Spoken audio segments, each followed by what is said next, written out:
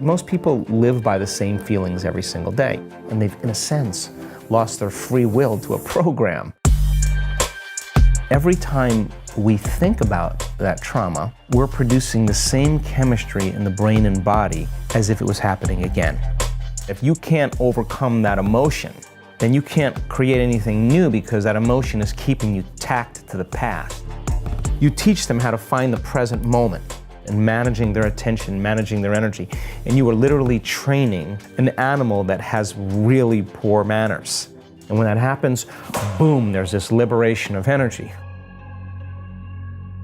I was just wondering how you try to teach your ideas to a younger audience. Children that we invest in, I mean, those are the seeds of our future. They're going to resolve the problems that we've created. And now I understand the importance of parenting. We have to support them balancing technology with social engagement.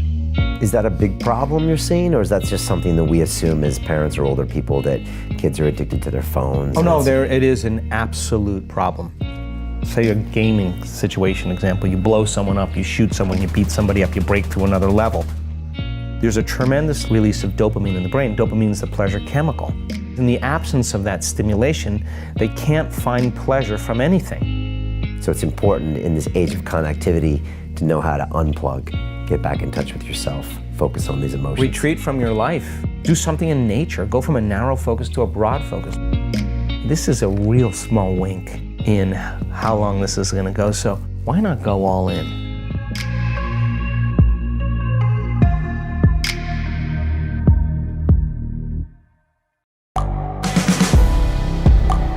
The world is changing.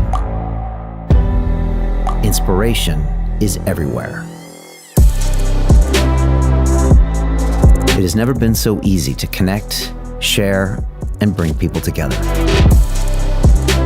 We're learning from others and finding the best in ourselves. Challenging our beliefs. Sharing our vulnerability. Overcoming our fears. Transforming ourselves so we can transform the world. How far can we go? This is London Real. I am Brian Rose. My guest today is...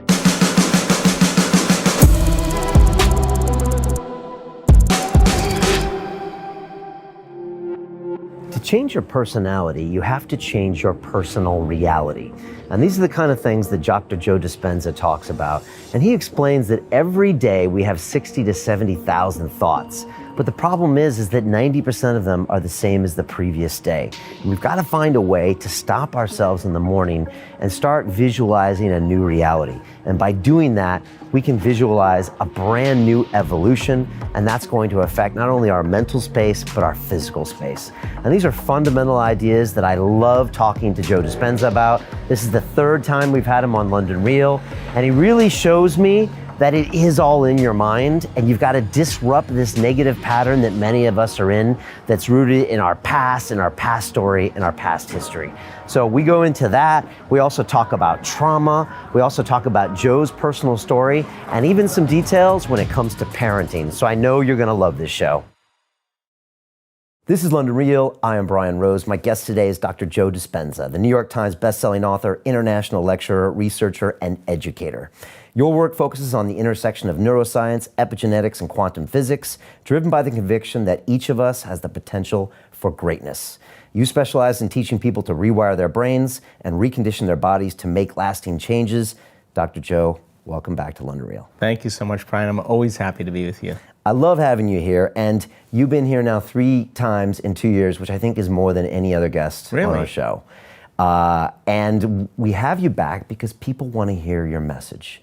And, YouTube doesn't lie. It shows what the people want. And I was wondering if you could wrap your head around that, why people are almost craving for your message. Is it because maybe they haven't found those answers in science and school and the medical profession? What do you think that is? Well, I honestly think that we're in an age of information. And in an age of information, ignorance is a choice. And because of technology, we have access to information that was once only left to the hands of authorities, whether you were a teacher, a priest, a rabbi, a doctor, that there was a kind of a separation, that knowledge was always kept from the masses, and technology has kind of closed that gap.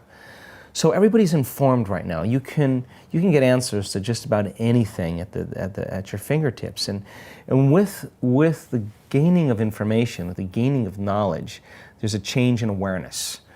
And awareness is consciousness, and you can't have consciousness without energy. So there's this very strong fundamental change in the energy of the way people begin to interact in their environment and in the world. So what was once considered novel just 5 years ago is old information to this day. And now, because more things are happening in a shorter amount of time because of technology, everybody's gaining information quite rapidly. And because of that, paradigms, whether it's the economy, political, journalistic, whether it's the religious model, the medical model, the environment, education, it's all beginning to come apart because that old model can't sustain itself in the changing times. So I think people right now, because they're so informed, are beginning to realize it's not enough to just know, that this is a time in history to know how. So rewind the tape 15 years ago, it's me standing in front of an audience.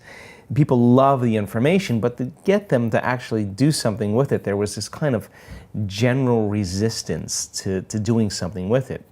Well, now people want to give their time to instruction, to learn how to apply it, to learn how to take that philosophical, theoretical, scientific knowledge and personalize it, to demonstrate it, to initiate it in some way, to modify their behaviors and do something differently. And getting them to get their behaviors to match their intentions creates a new experience. And experience then is one of the things that enriches circuitry in the brain. It literally changes. I mean, learning is making connections, but experience is enriching those connections. And the side effect of a change in the circuitry in the brain when in the midst of an experience, that we begin to feel an emotion. And the emotion is the payoff from the experience. When you feel unlimited, when you feel gratitude, when you feel whole, when you feel in love with life, now you're teaching your body chemically to understand what your mind has intellectually understood. Now you're embodying the truth of that knowledge. The knowledge is actually making it into your genes, it's making it into your cells. And, right. Without that emotion, that won't happen. It's sterile. It's so it's like a computer program without it. Yeah. So if you give people numerous opportunities to connect, if you give them numerous opportunities to get beyond themselves, if you apply the science in a way that they can understand it and repeat it, they're beginning to install the circuitry in their brain in preparation for the experience. And the more they understand what they're doing and why, the how gets easier. So if you've done it once and you can understand how you did it and you can reproduce it over time, you will neurochemically condition your mind and body to begin to work as one. In other words, your body will now know how to do it as well as your mind. Now, at that point, you're beginning to master that philosophy. It's becoming a state of being.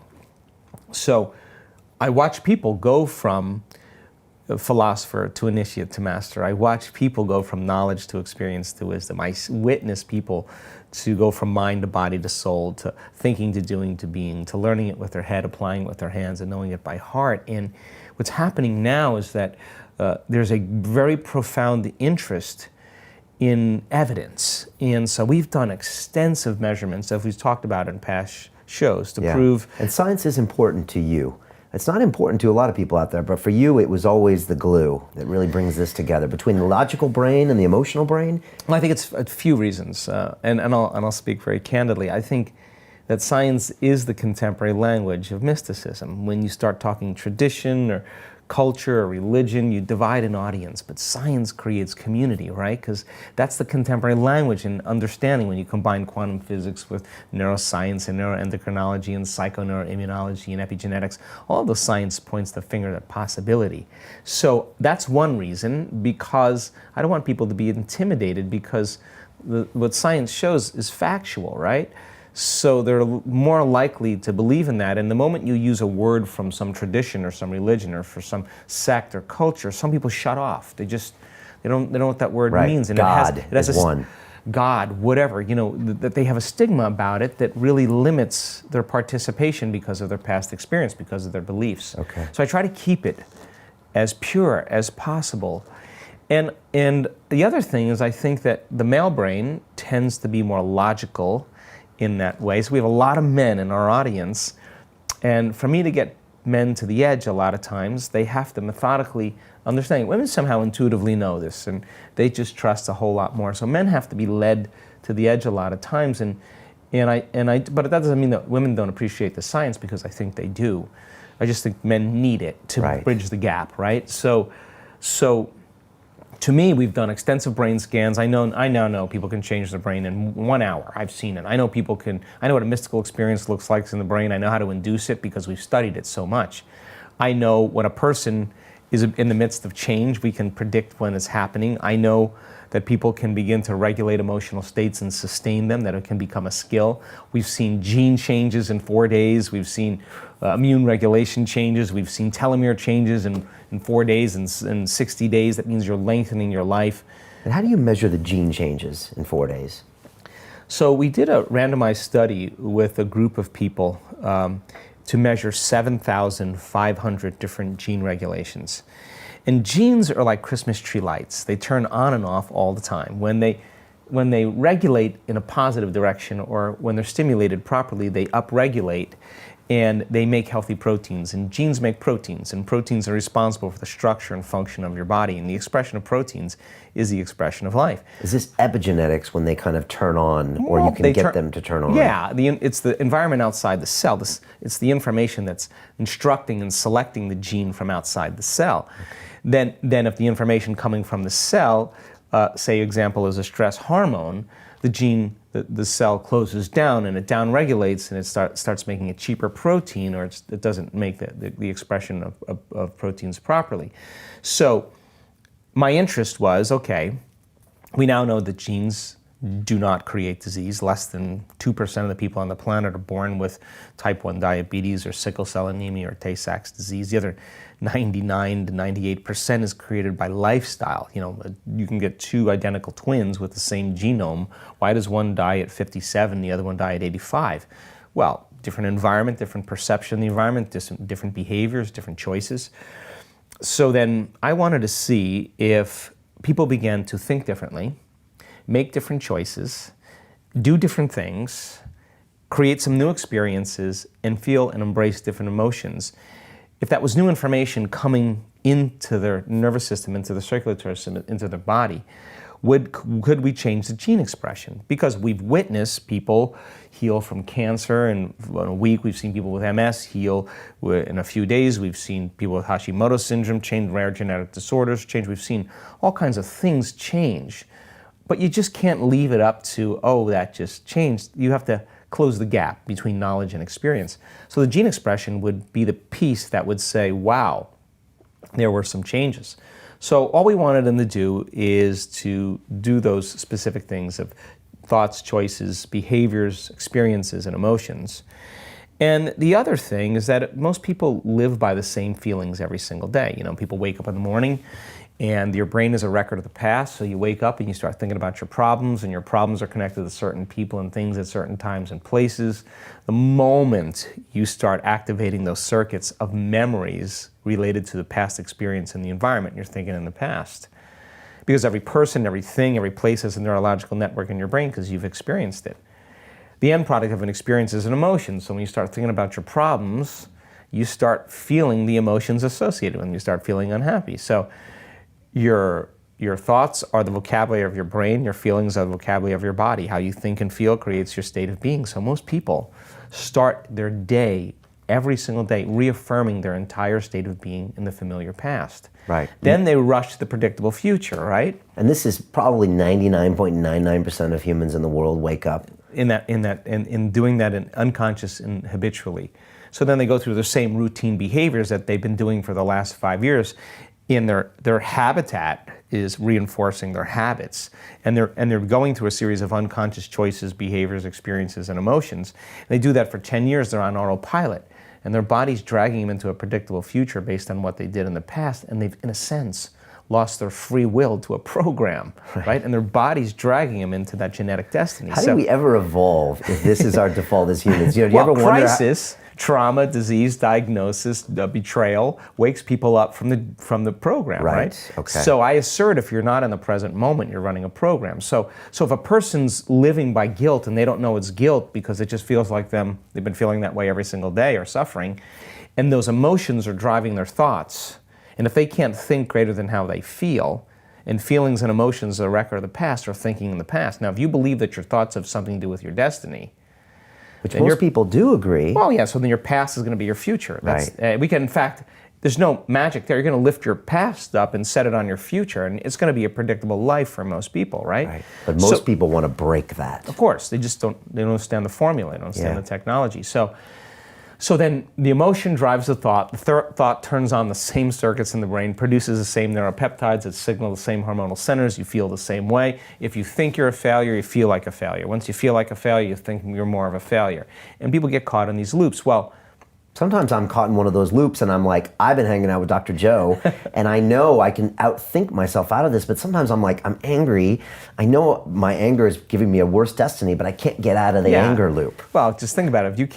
If you think you can't stop something, then you're a junkie, right? I mean, you're addicted on some level. You're conditioned, right? Right. Even though it's a bad emotion, you can still be addicted to that. Of course. But the rush of those stress hormones creates an arousal, and so then people really think that they can't control that. So the redundancy of that cycle over time, your body is believing it's in the same environmental experience 24 hours a day, 7 days a week, because the body doesn't know the difference between the real experience that's creating the emotion and the emotion that you're creating by thought alone. The body's believing it's in that environmental condition, so you're hitting the same gene. You're signaling the same gene in the same way, and you're making the same protein. And if it's derived from anything like anger or frustration or fear or impatience, the long-term effects of those chemicals begin to downregulate genes and create disease. And so people now get their genetic buttons pushed. So then, okay, what if we can break that cycle in our event and teach people how to elevate their emotional state and have those emotions drive new thoughts and think that way, sit in their meditations, stand in their meditations, walk in their meditations, be calm, lay down in all the ways we possibly can, retreat from your life and remove the environment and work on you and changing your inner world to see if it's going to produce an out-picturing in your outer world. So we measured 7,500 gene expressions, and we wanted to see the common genes of those 35 or 40 individuals that they were expressing. Now, they all had their own gene expression, but what were the common ones that they expressed? There were two genes that were expressed that literally downregulate cancer genes, that reduce cancer and tumors and growth. A gene that grows new neurons in your brain, not just new connections, but the growth of new neurons in response to novel experiences and learning. Genes that stimulate stem cells that go to damaged tissues and repair them, to repair damaged tissues, regeneration. The gene for oxidative stress was downregulated, which means anti-cancer, anti-aging, anti-heart disease, anti-stroke, anti-inflammatory, anti-neurodegenerative, antimicrobial. This is what the antioxidant does. Genes that regulate the immune system to become stronger. Genes that stimulate the microtubules in the cells, the cellular structure, the integrity of the cells were getting stronger. So we now know that in 4 days, people were regulating genes for even their pituitary working better. So we are our own genetic engineers, and when we begin to understand that if the environment signals the gene, and the end product of an experience in the environment is an emotion, when you embrace an emotion ahead of the actual experience in your environment, you're signaling the gene ahead of the environment. And your gene begins to change your protein expression, which means you literally become the very person you want to be. Okay. Now, how can you do that? How do you front run your emotions that way? Well, it's just a formula. You have to learn how to make those internal changes. And after all the research, Brian, one of the things we realize is that there's a formula that we've actually been able to replicate that creates significant changes in brain coherence, your brain working better. In one study we did, we found out that 80% of our participants had a more than 90% change in their brain for the better in 4 days to create more heart coherence so that you can self-regulate your emotional state independent of what's going on in your outer environment. And so we've kind of narrowed it down to a formula. So the evidence that we're seeing in our scientific measurements sits on this side. And it's objective. It's not just subjective, you saying, oh, I feel better at the end of the event. No, well, we have science to prove that it's not just in your mind, it's in your brain. It's not just in your mind, it's in your body, right? And then there's this other arena that's starting to unfold that's actually surprising me on a daily basis. And I'm so changed because of it, because in our week-long events, we're witnessing miracles of biblical proportion. And I'm talking about blind people seeing, deaf people hearing, tumors shrinking, MS, huge changes, people with crutches and walkers or walking without them. I mean, we're seeing very significant changes taking place. And so... And how can you explain that stuff? Well, here's what I know. And why now and not for you 10, 15 years ago? Because it's the 4-minute mile. So we now know if we give people numerous opportunities to connect, we give them a good model for them to wrap their mind around, and we give them an opportunity to overcome themselves, that as the week goes on, more and more people start hooking in. They start getting it. And all of a sudden, we have the first person stand up and say, hey, I know no one's going to believe this, but I've had MS for 21 years. I've been walking with crutches. I have not been able to feel my chest, my arms, my lips, my face. I've been struggling with motor function, sensory function. I haven't been seeing very well. And I don't know what happened after that meditation, but I felt a level of love I've never felt in my entire life. Now remember, the emotion is signaling the gene before they're ever in the environment. They're not waiting for the healing to feel the love for life. The love for life is actually creating the healing, right? So how you then get past that point and teach people how to do that. So now...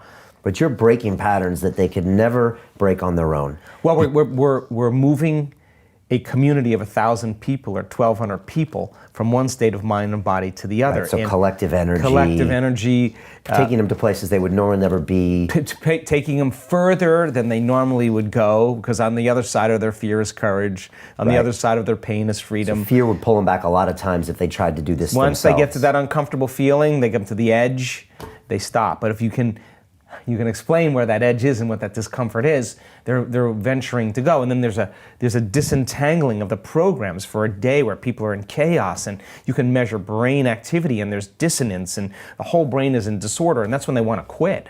Right. But if they go one more time and they apply the formula, you see this massive reorganization take place, and all of a sudden, they're smiling. Now the side effect of that, when that person with MS stands on the stage in front of 1,200 people and says, I got to tell you my story, and they tell you their story, and it's a real person. They don't look like a movie star, and it's not a Hollywood version, and they're not buffed and slender and look like a vegetarian or whatever. They're just a common person, and you can relate with them. And I'm standing out looking in the audience, and I'm watching people well up with tears. They're witnessing a miracle, a transformation. You can't go back to business as usual. You can't go back to being the same person because you know so much. So then, whether it's a psychiatrist that has Parkinson's disease that did everything to take care of it, the next thing you know, he's standing on the stage saying, look, no tremors in this hand. I'm a psychiatrist.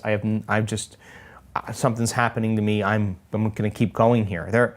They're starting to believe in their future more than they're believing in their past. They tell that story, and people are listening to that story.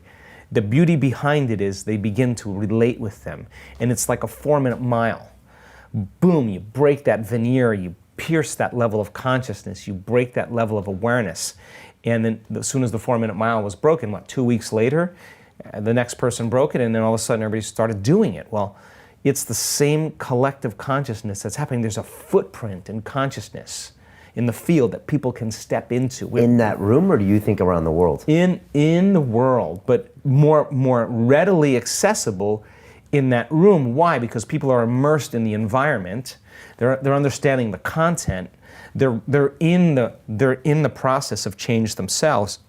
That person now has just created a footprint for them to step into. And that person would be 72 years old.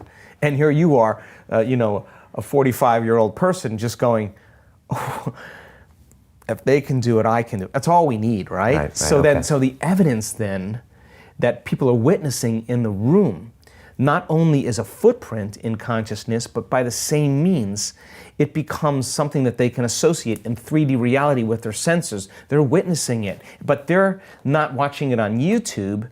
There's 4 more days of the event left. And then all of a sudden the next person gets up there with Raynaud's syndrome, who has, a vascular change in their hands, and they're swollen all the time. So more and more evidence of this. And then we have another, she tells a story, and another person with Raynaud's the next day stands up and said, my Raynaud's gone. And then another person with Raynaud's, and then a person who's allergic to everything was wearing a mask. Okay. All of a sudden they start changing. So then what you start seeing is this collective movement, right? And so the evidence is the loudest voice. Okay. And it's louder than any other voice right now. And to summarize what you're saying, say 10 or 15 years ago, people would come for the philosophy, for the knowledge, and they would sit there and say, okay, that sounds interesting, I'm gonna go back to my life and do that.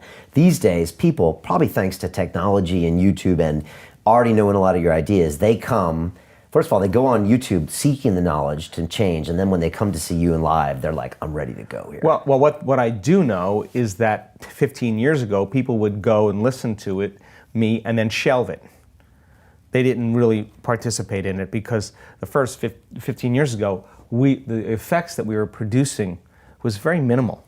Right. But there's a brush fire now. So when you come to, say, my week long, we're starting at 6 in the morning and we gotta go.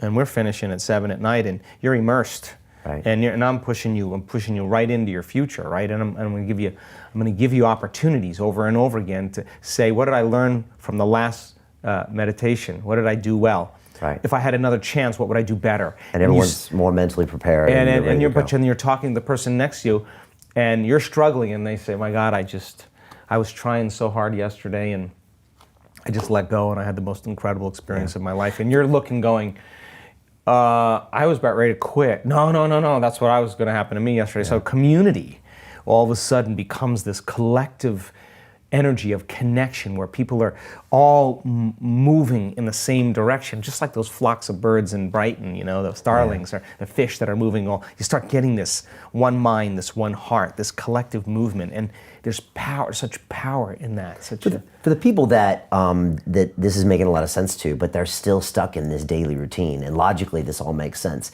How do you get people to make that first step where they can maybe have that one day or that 1 hour where they're like, wow, I actually just took everything Dr. Joe said and I see a little bit of evidence. Maybe I can now take the next step and the next step. Yeah.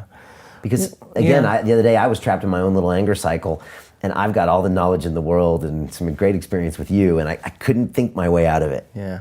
If you can't think greater than how you feel, we've studied the brain scans of people who are thinking in a meditation within some disturbing emotion. And 100% of the time, Brian, they make their brain worse. They are driving it further into higher beta brainwave patterns because, first of all, the arousal of the stress hormones is causing you to become overly analytical, and analysis isn't going to do it. Even the insight from analysis isn't going to change it. Right. And then secondly, the emotion is a record of the past, so you're thinking in the past. The solution is getting beyond it. So breaking that cycle is shortening the refractory period of those emotional reactions is the gift, right? And I don't care that you react. The question is, how long are you going to react, right? That's the fundamental question. So it's trial and error. It's trial and error. And if you get enough people beginning to figure out this formula, as an example, we have Bond University on the Gold Coast in Australia, the only privately funded university in all of Australia that is analyzing a lot of our brain research data. And the first thing the researcher said to me was, we have never, in all the studies we've done, we've never seen people be able to change their brainwaves as quickly and as efficiently as this particular group. The scale is off the chart. So we now know that people are doing it, right? We know that they're doing it. So then my interest is, once I know that they know how to apply that formula, let's see what they can do by applying the formula to the next level. Giving them the understanding the science, build a model, and then let's put them in a situation to see then if they can master that next level. And by doing a very similar thing, but by just advancing the understanding and doing something extra. And what would the outcome would be? And as an example, wow, I healed myself of stage 4 cancer. Okay, well, if I heal myself, is it possible to heal someone else? That's a good question. And what would be the science to do that? So we've set up these opportunities for people to really practice creating a coherent field of energy in a person that's sick. And we have seen dramatic, and I mean dramatic, changes in people's health instantaneously, because it's not matter that emits a field. When you study the science, it's the field that creates matter. If you change the field, you're going to change matter. And that just takes a change in belief, because most people think they need to change the matter, they need to change the tumor. It's not your job to change the tumor. That's matter to matter. You have to change the pattern or the information in the field. Okay, and when I'm stuck in my anger loop, I need to use another emotion to get myself out of that, not the analytical thinking. Well, just ask yourself this question. Yeah. Who is that anger hurting? Yeah, me and everyone around me. Yeah, so first your body, right? Right. Because there's some toxicity in the long term. In fact, short term, it's fine.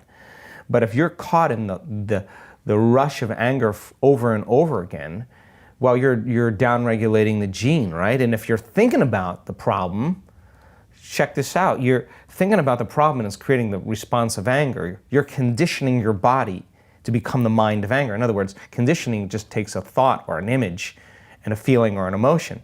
So every time you do that, you're conditioning your body to become more dependent on anger. So then if that anger downregulates genes and creates disease long term, and you're turning on that stress response just by thought alone, then your thoughts are going to make you sick. Yeah, I agree, it's bad. It's bad. So then so what you have to do is you have to remember. Now, that means then you would have to apply some type of exercise or some type of skill to stop, close your eyes, work on your breathing, elevate your emotional state, remember the feelings of your future instead of the feelings of your past. In other words, if you're creating a wonderful future and you feel the emotions of that future and you feel like you're connected to the energy of your future, the moment you get angry and frustrated, you just disconnected from the energy of your future, and now you're back to the energy of your past, and don't expect anything to change. But that's okay. It's not a bad thing. We're human, right? But you take a moment and say, what's more important, this or my future? Okay, give me a minute.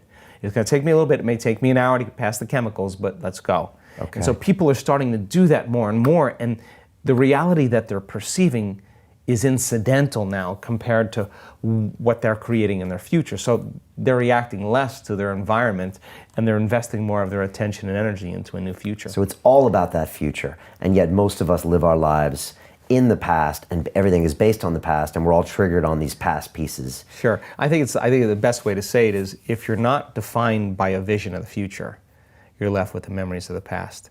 And people literally believe in their past more than they believe in their future. That's why they talk about their past more than they talk about their future. People romance their past, they're more in love with their past than they are in love with the future. And people who actually create amazing things in their life just were more in love with their future, and they kept it alive in their mind every day. And they, like feeding a plant or a garden, they're tending to that future every single day, and the delight that comes with it, and the excitement that comes with it, and the emotions that come with it, cause them to literally change their brain and body over time to begin to look like the future has already happened. Now think about that.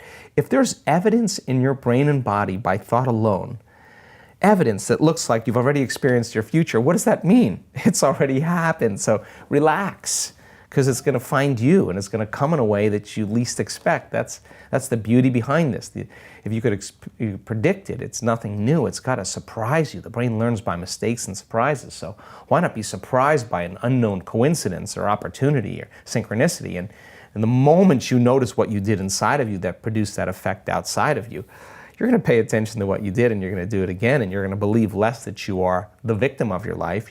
Someone or something is controlling your feelings and thoughts. So all of a sudden realizing your feelings and thoughts begin to create an outcome in your life.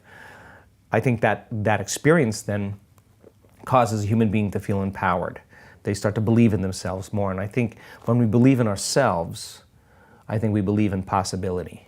And when we believe in possibilities, I think we really believe in ourselves. And in getting people to that point, to realize that nobody's excluded from this. You can't tell me any longer that you're too old to do this. We have brain scans of people in their 80s that will blow your mind, and right. they you could can be watching. Always focus on a future of yours. And by doing that, you can start healing yourself in all ways. You can't tell me you're too sick to do this work. Right. I've seen super sick people with 50 brain tumors turn their life around. They have no brain tumors, 50 brain tumors. Okay, the future. You can't tell me that you had a turbulent past and you can't do this work. I've seen people that had the most abusive past. They're the happiest people in the world. Okay. You can't even tell me that you've never meditated before, because many times the people who have never meditated have the most profound experience because they're not expecting anything. You can't tell me you're too overweight, you're too underweight. You can't tell me any of that. You can't tell me you're too this or too that. I've seen it in all shapes, all sizes, all colors, all ages.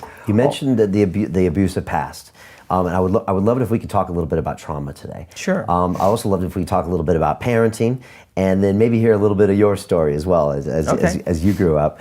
I recently had 3 guests that were on the show that had some trauma in their life. I had Lewis Howes last week. I know you've been on his show, and he's kind of been talking more about sexual assault he had when he was 5 years old, and about how talking about it has really opened up a lot of things. I had Rose McGowan here a couple weeks ago, who has kind of started the Me Too movement and really opened up a lot about sexual harassment in the industry. I had Shannon Briggs here yesterday, 2-time heavyweight champion, who at 13 years old was evicted from his house. He was homeless after that, led to his mother being addicted to drugs, and he took all that trauma and ended up kind of turning it into violence, and each of these people experience trauma, and I'm wondering, when you see people go through trauma, Joe, do you see sometimes that some of that is passed through DNA, through culture, and then how do you end up, because you must have a whole room full of people with different traumas, physical, emotional. How do you look at that phenomenon, and how do you get people talking about that? Well, the stronger the emotion that we feel from some external event in our life, the more altered we feel inside of us as a result of that condition outside of us, the more we pay attention to the cause. And the brain narrows its focus on whatever it is that's sitting there, and it freezes an image and it takes a snapshot. And that's called a memory. So the higher the emotional quotient, the more fear, the more pain, the more shock, the more anger, whatever it is, the more we pay attention to the cause. And so then we create long-term memories that way. Now the challenge is that every time we think about that trauma, we're producing the same chemistry in the brain and body as if it was happening again. So some people, after an event like that, are literally re-experiencing it 100 times in one day. And this is a crazy thing, because what it does is it activates the survival gene. And when you're in survival, what you want to do is make sure that that doesn't happen again.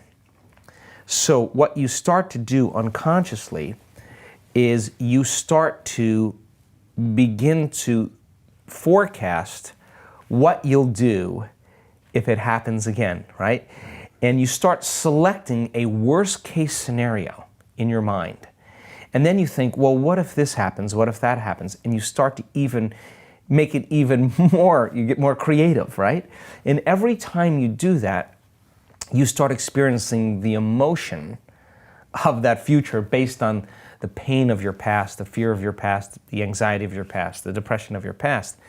And so the person's conditioning their brain and body into the past, and at the same time, they're literally bracing themselves for the worst case scenario in their life, because in survival, if you prepare for the worst, there's better chances of survival. And you could have 10 really great things go on in your life, and you could have one bad thing, and you keep focusing on that one bad thing because you got to be prepared for it happening again. So people unconsciously then spend their whole life looking around the corner, waiting for it to occur, and they're on guard. Now, that's not a conscious process. Common in PTSD from soldiers. They're common. constantly looking for the roadside bombs, and they're highly elevated, and it's very it's unconscious a lot of times. What they're doing is when you're in that brainwave state, you're sweeping your environment to determine if there's anything out of order.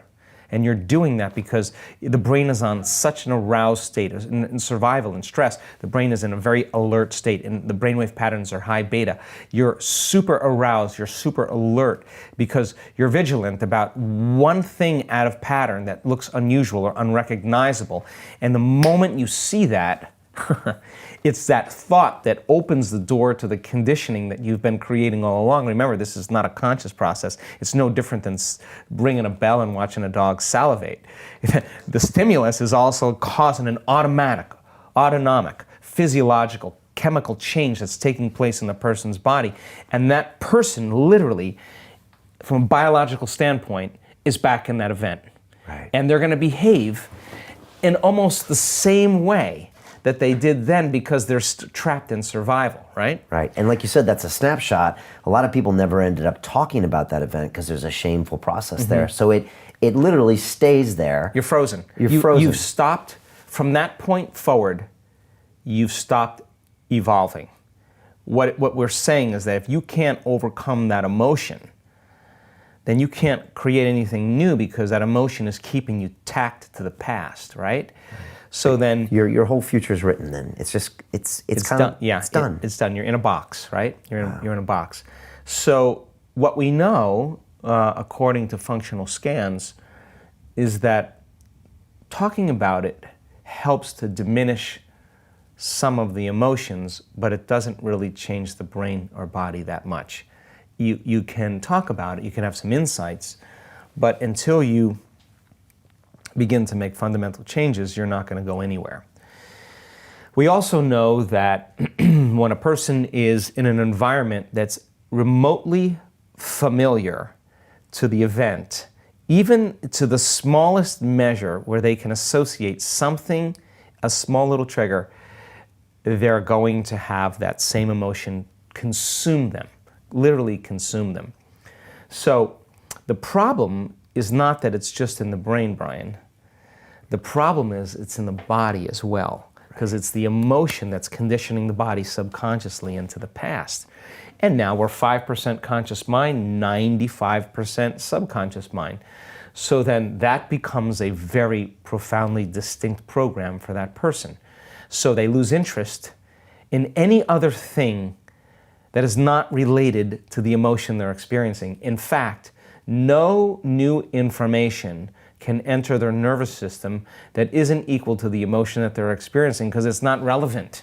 Right. They're in survival. Survival says, be prepared for what's about ready to happen. Be prepared for the worst. Be ready. Don't let it get you this time. Know what you're going to do, and it's usually, a very primitive reaction. Right. So you're not present. You're not evolving. You're not open to any new emotions or anything. Right. So there's been great research done on different energy psychology techniques like EMDR, eye movement desensitization and reprogramming. I've seen the scans. People will begin to recall the event and the emotion starts to lose its charge. Now, a memory without the emotional charge is wisdom. Now you're free from your past, right? But it's not the conscious mind that's involved, that the REM movement, the eye movement in EMDR is simulating REM sleep, and you're able to consolidate memories differently that people with trauma sometimes don't dream, or they dream the same dream. EFT, emotional freedom technique, tapping and associating it with certain emotions, kind of like a psychological acupuncture, tends to release energy out of the body, and it lowers cortisol levels significantly. The meditation, a lot of times, when you can give people the proper instruction and set up the conditions in their environment where they feel safe enough, that for me, it's never about the event. The event is incidental. It's about the emotion. Right. So then when you start lowering the volume to that emotion and you teach a person how to get beyond their analytical mind, enter the operating system where those subconscious programs exist, change their brainwaves, and begin to make significant changes. When they start making those subconscious changes, they're less reactionary. You teach them how to find the present moment. You teach them over time the tedium of returning back to the present moment and managing their attention, managing their energy. And you are literally training an animal that has really poor manners. The body's been just conditioned to be like a feral animal that's in survival, but when you start working with it and you keep settling it down, you're breaking that conditioning response and you're telling it it's no longer the mind of anger, that you're the mind. And then this is where David starts slaying Goliath. This is where every time you start doing that, in the beginning it takes a lot of effort and a lot of energy.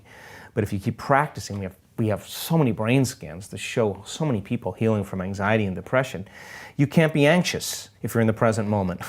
You can't be depressed if you're in the present moment. You're in the present moment. You're not thinking about the future or the past, and you start managing that world, then the body that's holding on to that emotion, when it finally gets trained, like training an animal to sit, if you're working with it, sooner or later, if you keep telling it and training it to sit, sooner or later it's going to acquiesce, sooner or later it's going to surrender to another mind.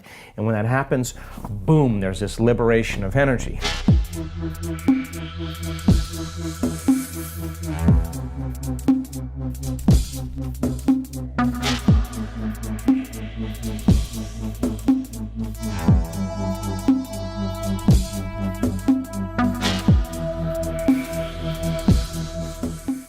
Hi, it's Brian Rose from London Real. You probably know that we've just recently been re-platformed on YouTube after 25 months completely in the dark.